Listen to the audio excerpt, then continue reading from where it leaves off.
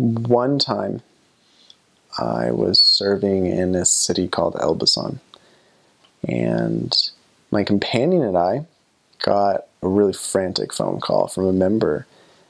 And so we go over to find this member, and she's at this other member's house.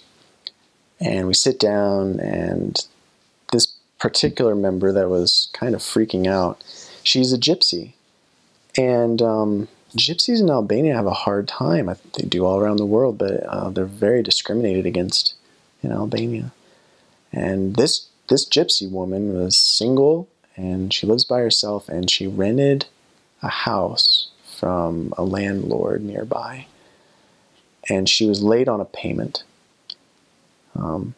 This gypsy woman goes to the garbage, and she finds clothes, and she washes them and makes them nice, and then sells them, and that's how she makes her money. And she was falling behind on this payment on rent, and her landlord had kicked her out, just randomly kicked her out, and she was freaking out because night was coming, and she had nowhere to go, no family nearby, and she did not want to spend the night out on the streets. You know, it's very dangerous as a woman, as a gypsy woman in the middle of the streets. And so we were listening to her plight, and I didn't understand why, like, she couldn't, I don't know, stay with, like, a member or somebody until she could get the money. But I'm not an expert on, like, the social relations between gypsies and Albanians and how that works, and I didn't really want to get involved in that. You know, I was like, I don't know what to do about this. I felt really bad, you know, can't leave her out in the street. But I didn't feel like I had the right to ask someone to put her up, you know? And so we were there, and we were feeling kind of bad and getting a little desperate. And then my companion looks at me and he goes, I think we need to pray about this. And I said, yeah, we do need to pray about this. And I was newish in the area. I didn't really know anyone very well. I especially didn't know this gypsy woman very well. But she looks at me and she goes, will you offer the prayer? And I went, okay, I'll say the prayer. And I said, let's kneel down. And I knew that we were in a very, like, important situation. It was important for this woman to have a bed that night.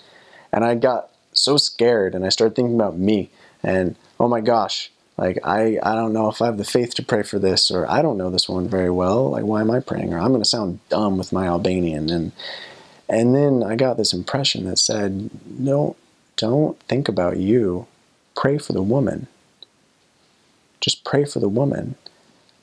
And we kneeled down, and I, like, cleared my head and started praying in Albanian. And for the first time ever, I guess, it felt like God was there with me, you know, in the room, sitting right across from me, listening eagerly.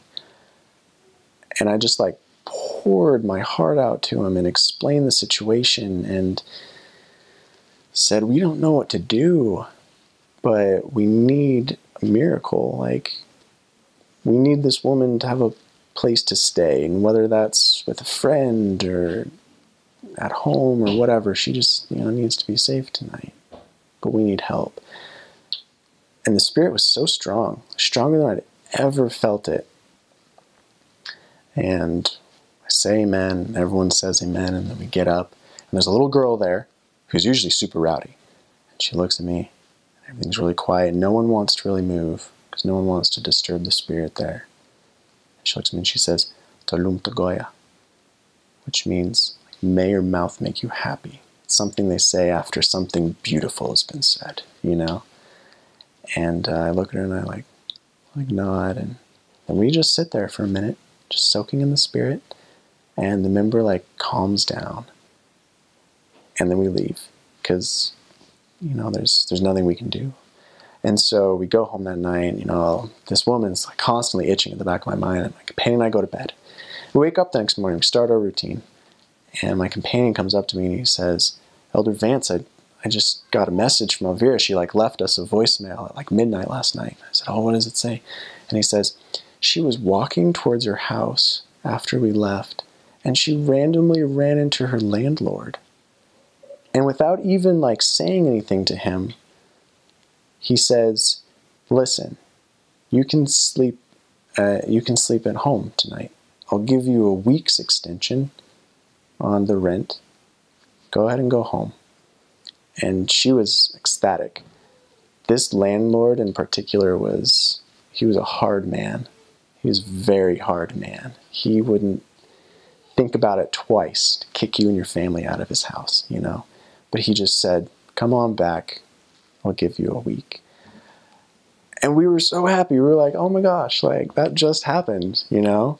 And it was amazing for me in particular because it wasn't just that the Lord helped the member that night, but he took that situation and he taught me about prayer and about the truthfulness of him and his love for us from that experience. I've never forgotten it, and I don't think I ever will.